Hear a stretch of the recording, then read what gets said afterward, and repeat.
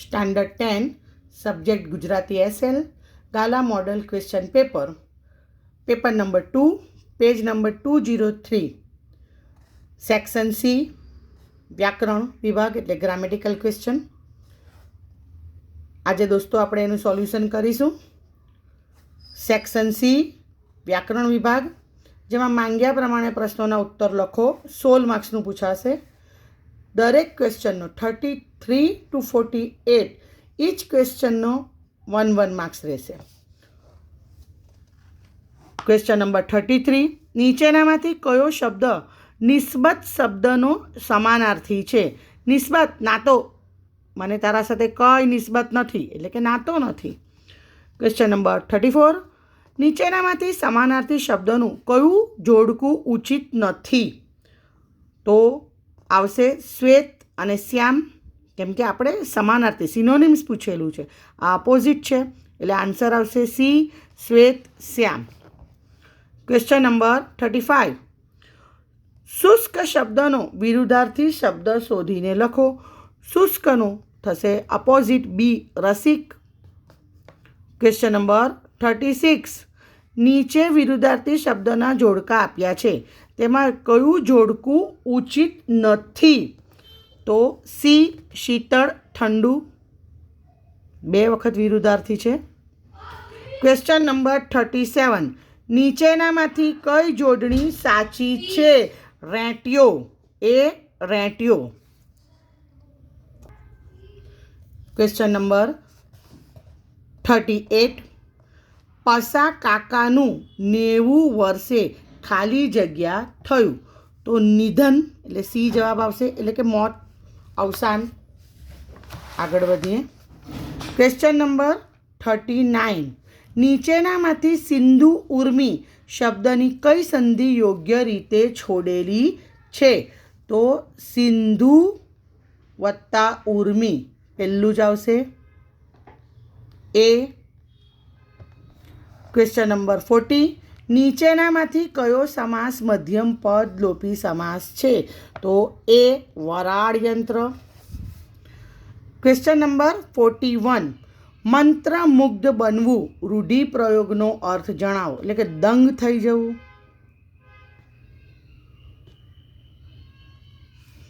Question number 42, અણી ચૂક્યો 100 વર્ષ જીવે. જો આનો આ કહેવતનો મિનિંગ જરાક લાંબો થાય છે, એટલે અહીંયાથી આપણે લખીએ. એક વખત નિષ્ફળતા કે આફતમાંથી ઉગરી જનાર સફળતાની પરંપરાનો લાભ મેળવે. આપણે કહે ને કે એક વખત વિકેટ ચૂકે એટલે હવે 100 રન બનશે જ, એવા ગાંઠ છે કે એક વખત નિષ્ફળતા કે આફતમાંથી ઉગરી જનાર સફળતાની પરંપરાનો લાભ મેળવે. પ્રશ્ન નંબર 43, કનું તો હજી સગડ મેલતો નથી, કર્મણી વાક્ય બનાવો.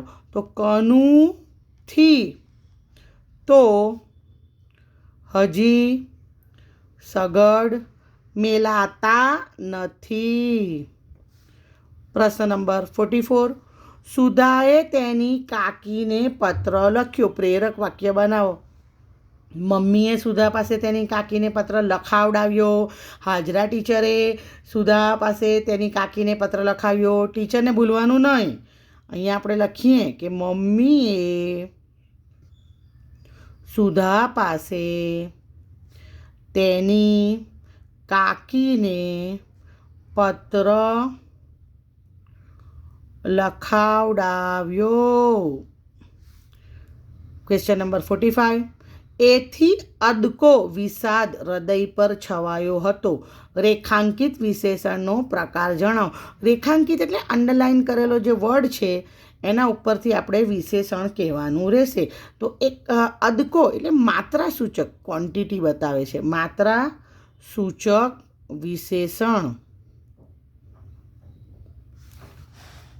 ક્વેશ્ચન નંબર 46, નીચેનામાંથી વિકારી વિશેષણ શોધીને લખો. તો એ ગરીબ. ક્વેશ્ચન નંબર 47, રહેવા દો ને, એવું શું ખરાબ લાગે છે? યોગ્ય વિરામચિહ્ન મૂકી વાક્ય ફરીથી લખો. તો રહેવા દો ને, કોમા, એવું શું ખરાબ લાગે છે? Question mark. ક્વેશ્ચન નંબર 48, કયા વિરામચિહ્નને હંમેશા જોડમાં જ વપરાય છે? તો જોડમાં હંમેશા અવતરણ ચિહ્ન. કોઈકનું બોલેલું સેન્ટેન્સ હોય ને એટલે અવતરણ ચિહ્નમાં થાય. ઓકે વિદ્યાર્થી મિત્રો, all the best for exam. નવા વિડીયો સાથે જલ્દી જ મળીશું. બાય.